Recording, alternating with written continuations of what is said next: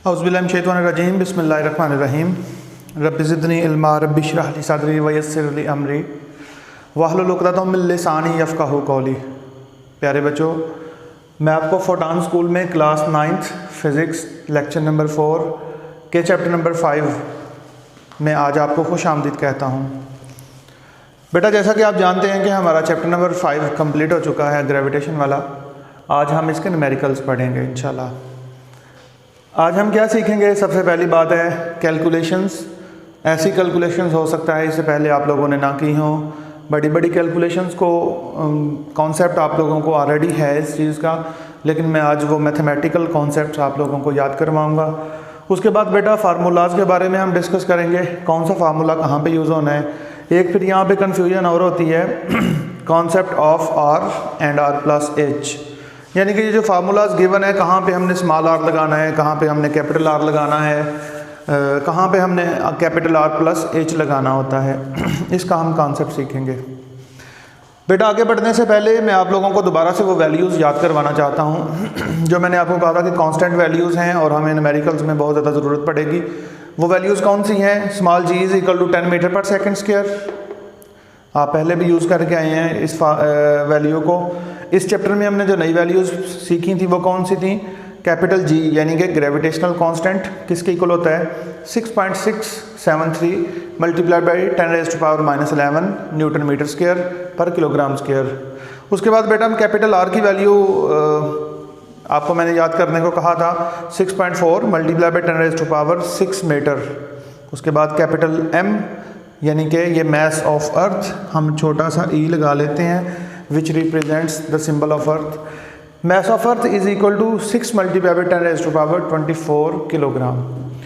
बेटा, यही फार्मूलाज हैं जो हमने इस पूरे चैप्टर में यूज़ करने हैं और यही वैल्यूज़ हैं जो हमने उन फार्मूलाज में पुट करके वैल्यूज़ या आंसर निकालना है। हमारा तरीकाकार वही है। सबसे पहले मैं आप लोगों को कैलकुलेशंस के बारे में बताता हूँ।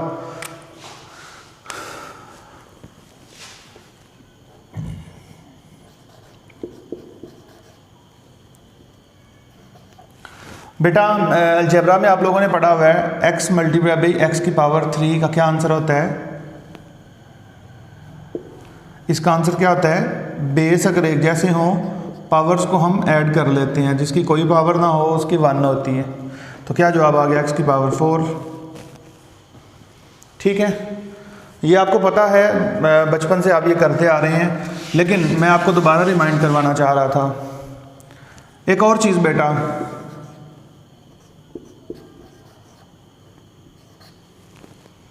इसका क्या आंसर होगा आपके ख्याल में? आप सोच लें, फिर मैं बताता हूँ। बेटा, इसको हम सॉल्व ही नहीं कर सकते हैं।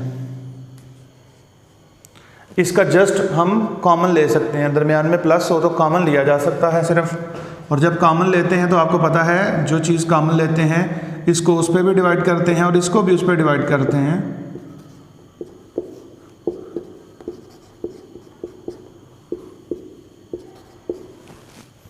ठीक है, ओके जी, हम आगे बढ़ते हैं। बल्कि मैं लिखा रहने देता हूं ताकि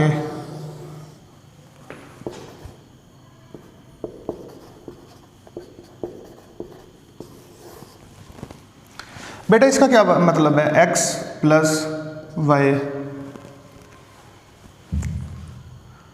इसको हम सॉल्व नहीं कर सकते, ये एज इट इज़ ही रहेगा। यानी कि अगर दरमियान में प्लस हो, बेस डिफरेंट हो, हमारे पास कोई सलूशन नहीं है। एक और बात बेटा, x प्लस 2x, जब दरमियान में प्लस होता है तो आपको पता है कि इनके कोएफिशिएंट्स को हम जमा करते हैं, यानी कि ये क्या बन जाता है? 1 प्लस 2, तो क्या बन गया? 3x। ठीक है, इन चीज़ों को याद रखना है। अगर कहीं पे ऐसे लिखा हो x multiply by x square plus y multiplied by y की पावर 3, तो हम इसको क्या करेंगे? इसको सेपरेट सॉल्व करेंगे, इसको सेपरेट सॉल्व करेंगे, ये बन जाएगा x cube plus y cube plus एक बॉर्डर है। बॉर्डर एक इसको समझ लें, वैल्यूज़ को उस हिसाब से आपने प्लस माइनस करना है। इस बात से घबराना नहीं है कि मैं आपको बेस बता रहा हूँ, ये चीज़ें तो आपको ऑलरेडी पता हैं, लेकिन कुछ बच्चे हो सकता है नए आए हों और उनके कॉन्सेप्ट्स वीक हों, उनकी खातिर मैं ये दोबारा से करवा रहा हूँ। बेटा यहाँ पे आपको बड़ी बड़ी वैल्यूज से वास्ता पड़ेगा, जैसे 3 multiply by 4 multiplied by 9 multiply by 10 raise to power 7 multiplied by 2 multiplied by 10 raise to power 4। बड़ी बड़ी वैल्यूज से बेटा आपको हो सकता है वास्ता पड़े, तो आपने क्या करना है, 10 की पावर के अलावा जो वैल्यूज़ हैं, 10 के अलावा जो हैं उनको आपस में सॉल्व करना है। इन सब में देखें मल्टीप्लाई है, तो आप ऐसा करें, इन सबको मल्टीप्लाई कर दें। 2 2 ज़ार 4, 4 3 ज़ार 12 और 12 4 ज़ार 48।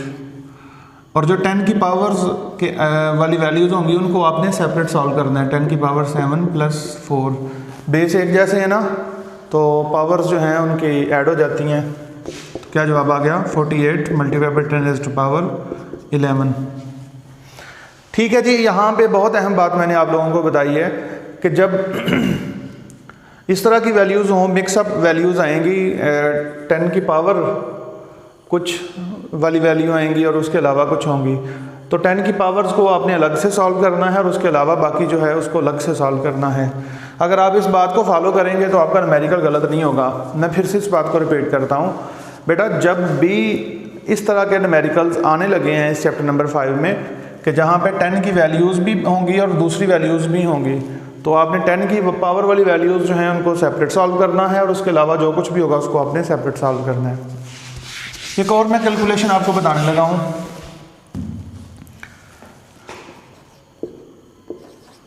2x प्लस 3x, सब लोग जानते हैं इसका आंसर क्या है, 5x। लेकिन अगर मैं 2x प्लस 3y कर दूं तो ये x जो है ना, ये किसी एक कैटेगरी को रिप्रेजेंट कर रहा है। मैं अक्सर बताया करता हूँ कि ये x लेट से रेड शर्ट्स हैं, 2 red shirts plus 3 black shirts. तो मैं आपसे पूछूं भाई 2 रेड शर्ट्स जमा 5 ब्लैक शर्ट्स का क्या जवाब आता है, तो आप कहेंगे जी इसका यही जवाब है, 2 सुरख शर्ट्स और 5 रेड शर्ट्स। इसका और हम क्या बता सकते हैं। लेकिन अगर मैं ये कहूँ कि 2 red shirts plus 3 red shirts is equal to 5 red shirts, आप उनको कह सकते हैं। तो इसका आपने इस कॉन्सेप्ट को मिक्सअप नहीं होने देना है, इसको हम सॉल्व नहीं कर सकते हैं। कॉन्सेप्ट को आपने मिक्सअप नहीं होने देना। मैं आपको ये छोटी सी मिसाल दी है, अब मैं आपके न्यूमेरिकल में से एक मिसाल बना के लिखता हूँ। लिखा हुआ है 3 multiplied by 10 raise to power 7 plus 4 multiplied by 10 raise to power 6। अब देखें ये x समझ लें आप, तो अगर ये भी 10 की पावर 7 होता तो हमने भी इसको x ही कहना था। ये आ जाना था 3x प्लस 4x, तो क्या जवाब आ जाना था, 7x हो जाना था जवाब, अगर यहाँ पे 10 की पावर 7 होता तो। लेकिन यहाँ पे 10 की पावर 7 नहीं है, लेकिन आपने इसको सॉल्व तो करना है, दरम्यान में प्लस आ गया है। बेटा ये सबसे अहम कॉन्सेप्ट है जो मैं आपको कैलकुलेशन के हवाले से दे रहा हूँ, जिसकी वजह से आपके न्यूमेरिकल गलत होंगे। तो वो क्या होगा, 3 हमने इसको भी इसके मुताबिक बनाने की कोशिश करनी है। मैं आपको बताता हूँ, जो बड़ी वैल्यू होगी ना उसको उसमें से एक वैल्यू सेपरेट कर लें और उस तरह की जो वैल्यू है वो सेपरेट कर लें, प्लस ये क्या बन जाएगा 4 multiply by 10 raise to power 6। इस स्टेप की समझ आई है। 10 की पावर 7 को मैंने यूँ लिख लिया है। इसका फ़ायदा क्या होने लगा है वो मैं आपको बताता हूँ। ये आ जाएगा 30 multiply by 10 raise to power 6 plus 4 multiply by 10 raise to power 6। अब आप जानते हैं कि ये सेम टू सेम वैसा ही क्वेश्चन बन गया है जैसे पहले 3x था प्लस 4y था। अब मैंने क्या किया, इसको भी मैंने बना लिया है, y बना लिया है और 4y। तो इसका जवाब क्या आता है भला, y कॉमन ले लें, y कॉमन ले लें तो बाकी क्या बच गया,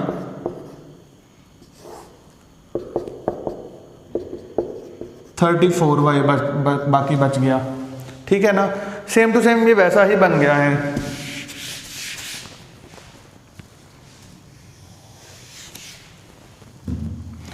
ये आ जाएगा 30 प्लस 4 और 10 की पावर 6 सेम है दोनों में। देखें जिस तरह उसमें एग्जाम्पल में था 3y plus 4y same to same, इसको y आप समझें तो क्या बन गया 34 multiply by 10 raise to power 6।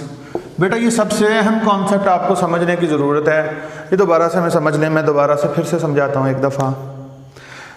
बास कैलकुलेशंस ऐसी आएंगी कि दरमियान में प्लस है, इधर कोई वैल्यू है और उधर भी कोई वैल्यू है, लेकिन हम देखें जिस चीज़ के साथ वो वैल्यू मल्टीप्लाई हो रही है ना, वो 10 की पावर सेम नहीं होगी, तो हम उसको सॉल्व नहीं कर सकते एज इट इज़। जैसे 3x + 4y लिखा हो, या तो 3y + 4y होना चाहिए था, या 3x + 4x होना चाहिए था, तो हम उसको ऐड कर लेते हैं।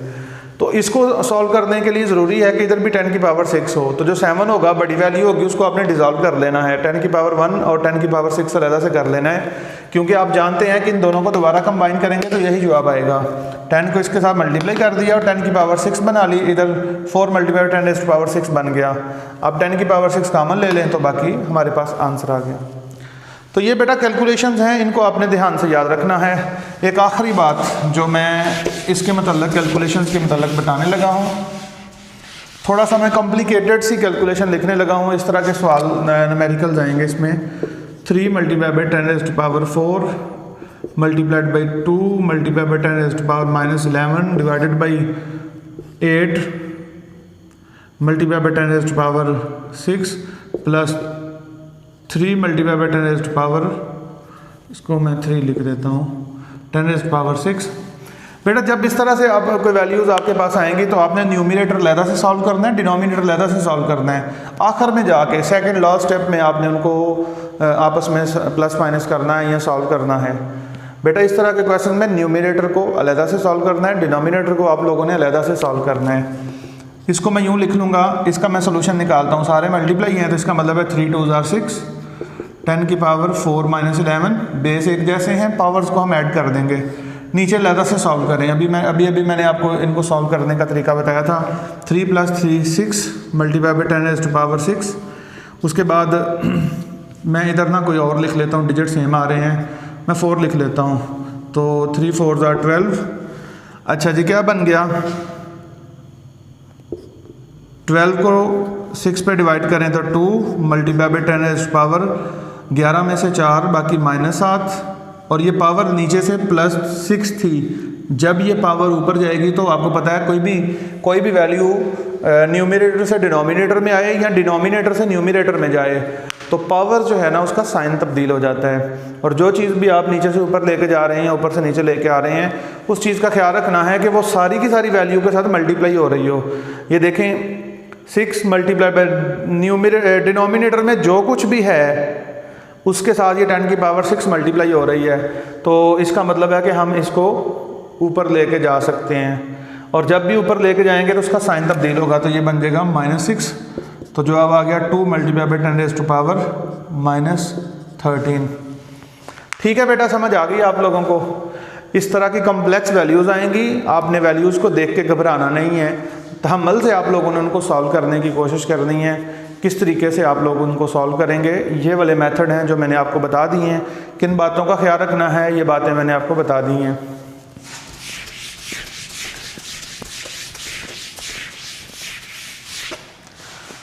उसके बाद बेटा फार्मूलाज हैं, formulas Newton's law of gravitation, F = gm1m2/r², ये वाला फार्मूला हम यूज़ करेंगे।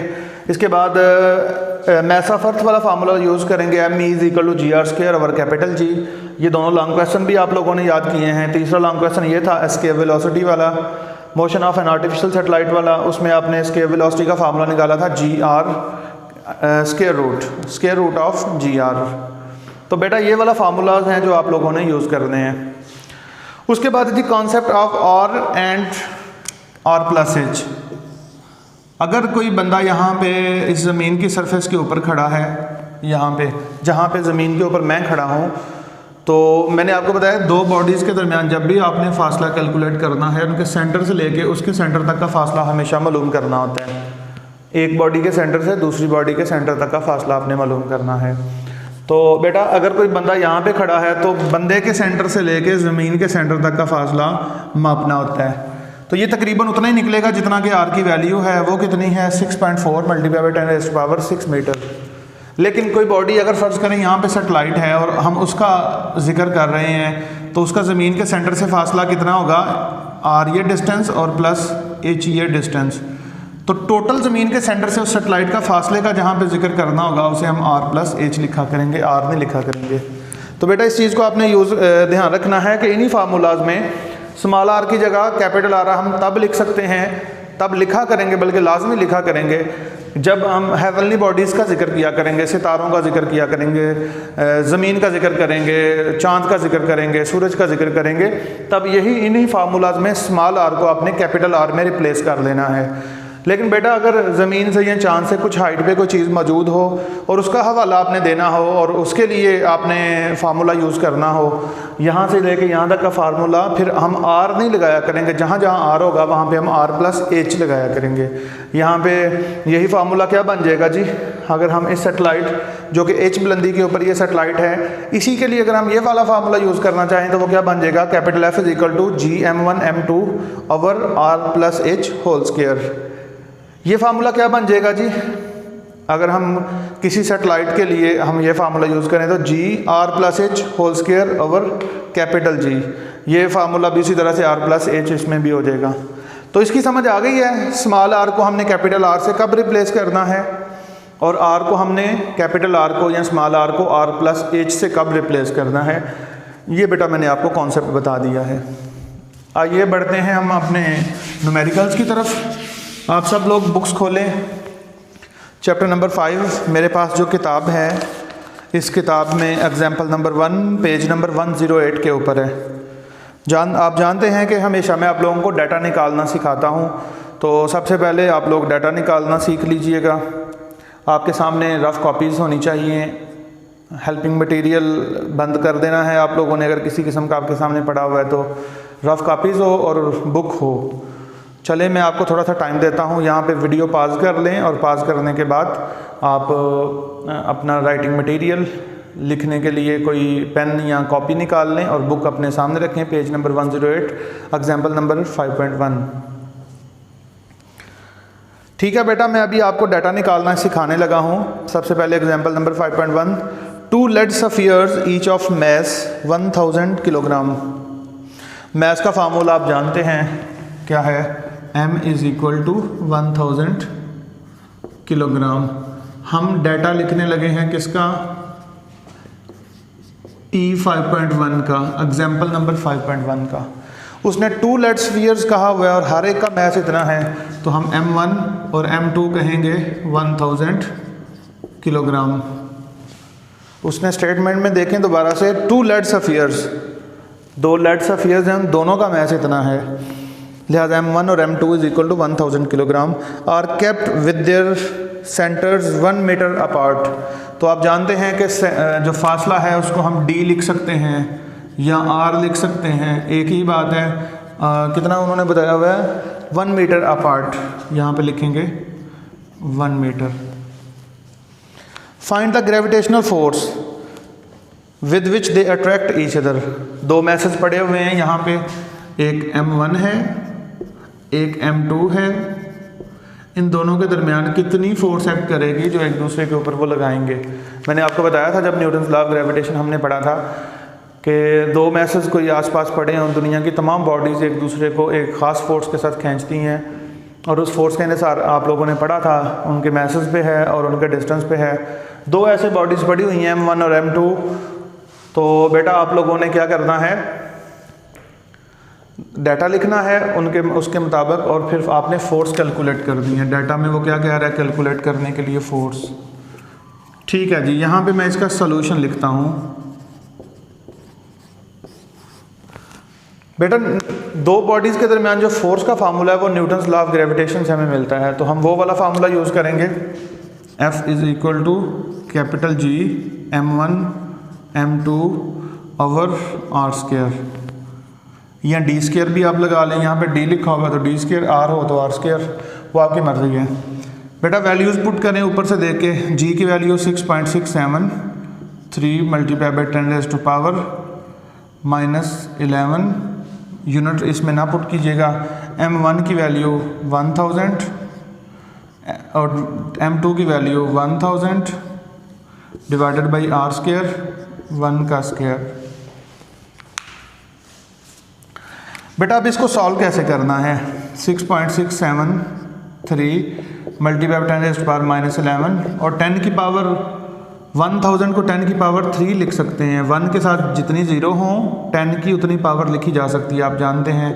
इसको भी 1000 को 10 की पावर 3 डिवाइडेड बाई 1, और किसी भी चीज़ को 1 पे डिवाइड करें तो सेम वही वैल्यू आ जाती है, लिहाजा मैं डिवाइडेड बाई 1 स्क्वायर नहीं लिख रहा हूँ। अब बेटा इसको सॉल्व करना है, ये आ जाएगा 6.673 multiply by 10 raise to power -11 plus 3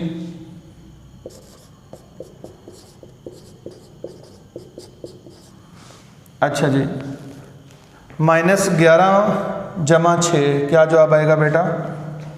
-5। Force निकाली है ना, तो इसका फार्मूला क्या हो गया? न्यूटन। ये आपका आंसर आ गया है 6.673 multiply 10 raise to power -5 newton. ये बेटा पहली एग्जांपल थी आप लोगों की। देखें, इसमें कोई बड़ा मसला नहीं है, जस्ट एक फार्मूला यूज़ होना है और आप लोगों का आंसर निकल आया करेगा। सिर्फ मसला कहाँ पे होना है? वैल्यूज़ को जब आप कैलकुलेट कर रहे होंगे कैलकुलेटर की मदद से, वहाँ पे मसला आएगा। वहाँ पे अगर वो वाली बातों का आप ख्याल रखोगे जो मैंने शुरू करने से पहले आपको कैलकुलेशंस कुछ बताई थी, अगर आप उनका ख्याल रखोगे तो इंशाल्लाह ये मसला नहीं आएगा। आगे बेटा एग्जाम्पल नंबर 5.2 खोलें, पेज नंबर 111 पेज के ऊपर है example number 5.2।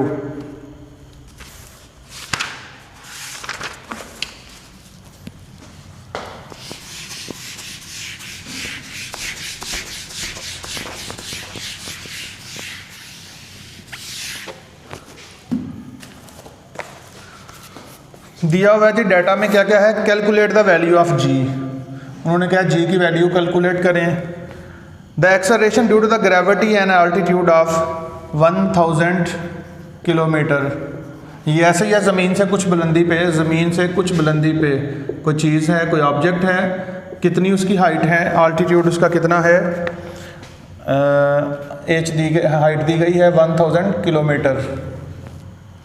The mess of earth is, आप लोग अगर वो दे दे न्यूमेरिकल में मैस ऑफ अर्थ आपको बता दे तो ठीक, वरना ये आपने ज़बानी याद करनी है वैल्यूज़, तो ये वाली एज इट इज़ आप लोगों ने लिख लेनी है 24 kilogram. The radius of earth, ज़मीन का रेडियस आप लोग जानते हैं कितना है, 6.4, लेकिन उन्होंने ना 6400 किलोमीटर कहा हुआ है। तो आप लोग जानते हैं किलोमीटर स्टैंडर्ड यूनिट नहीं है उसका लेंथ का, इसलिए इसको हमने मीटर में बदलना है।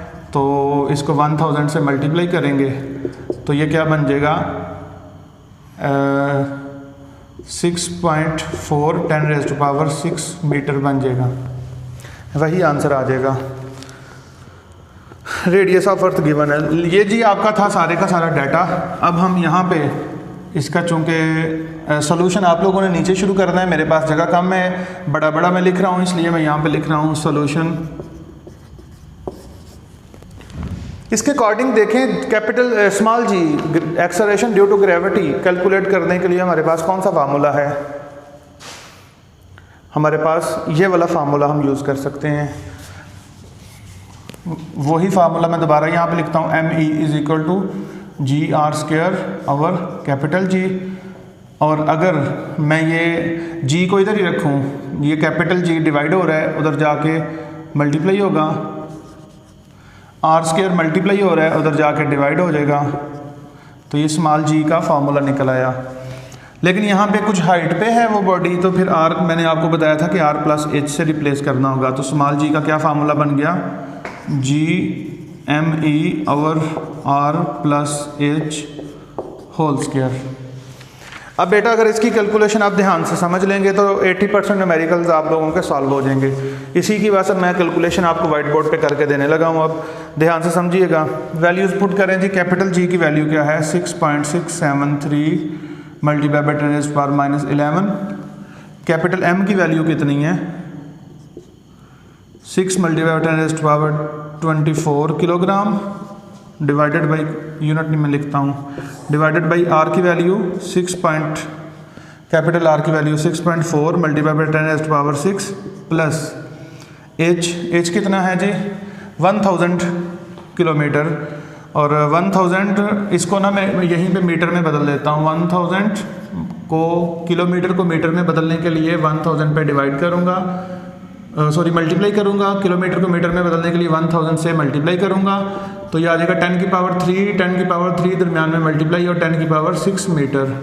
तो यहाँ फार्मूलाज में हमने स्टैंडर्ड वैल्यूज़ पुट करनी होती हैं ना, इसलिए h की जगह 10 की पावर 6 और ऊपर स्क्वायर भी है, इसको नहीं भूलना। बाज़ दफ़ा न्यूमेरिकल आपको बड़ा बेहतरीन आता होता है और आप जल्दी में खुशी में स्क्वायर को भूल जाते हैं, इसका आपने ख्याल रखना है।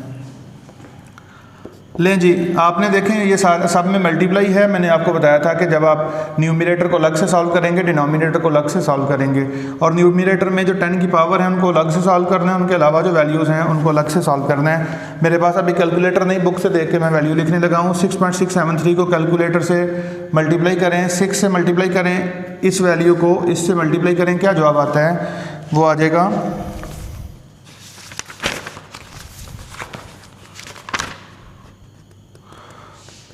'सॉरी मेरे पास कैलकुलेटर नहीं है अभी, तो आप इसकी कैलकुलेशन कर लीजिएगा, मैं तरीकाकार बता देता हूँ। इसको इससे मल्टीप्लाई करेंगे 40 पॉइंट समथिंग आएगा, 10 की पावर 24 और 10 में से -11 कर देंगे तो 13 आ जाएगा।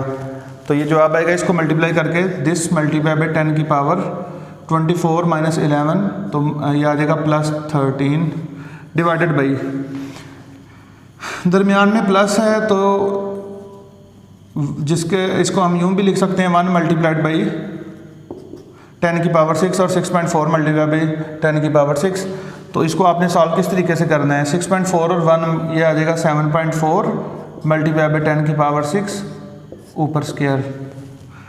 बेटा आपने इसको फिर से एक दफ़ा ऐसे ही लिखना है, डिवाइडेड बाई 7.4 का अलग से स्क्वायर लेना है और एक जवाब आ जाएगा, पता नहीं v एक समझें जवाब आ जाएगा, और 10 की पावर 6 का स्क्वायर लेंगे, पावर को स्क्वायर से मल्टीप्लाई कर देते हैं तो ये आ जाएगा 12।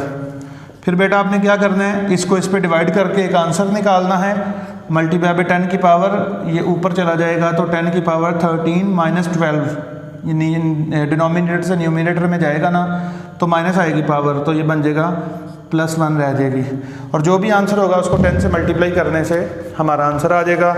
हमने क्या निकाला है, g, स्मॉल g हमने निकाला है, और जो भी आंसर आएगा उसके साथ मीटर पर सेकंड स्क्वायर आप लोगों ने लगाना नहीं बोलना। बेटा ये 2 एग्जांपल्स थी जो मैंने आपको सॉल्व करवा दी हैं। अब आप लोगों ने न्यूमेरिकल जो है वो खुद से सॉल्व करना है। मैं आपको बता देता हूँ, numerical number 5.3, numerical number 5.4, numerical number 5.2 और 5.1। 1 से लेके 4 तक बेटा आप लोगों ने खुद न्यूमेरिकल करने हैं, और जो भी आप लोगों के सवालात होंगे वो कमेंट्स में लिखिएगा, मैं इंशाल्लाह उनका जवाब आप लोगों को दे दूंगा। तो मुझे उम्मीद है कि ये काम जो हम कर रहे हैं आप साथ साथ करते जाएंगे ताकि बेहतरी आए, और आप लोग ये छुट्टियां जो हो रही हैं इसमें आप लोगों का नुकसान ना हो। अपना बहुत सारा ख्याल रखिएगा। लेक्चर नंबर 5 में मैं दोबारा मिलता हूँ आपको। अस्सलाम वालेकुम व रहमतुल्लाहि व बरकातुहू।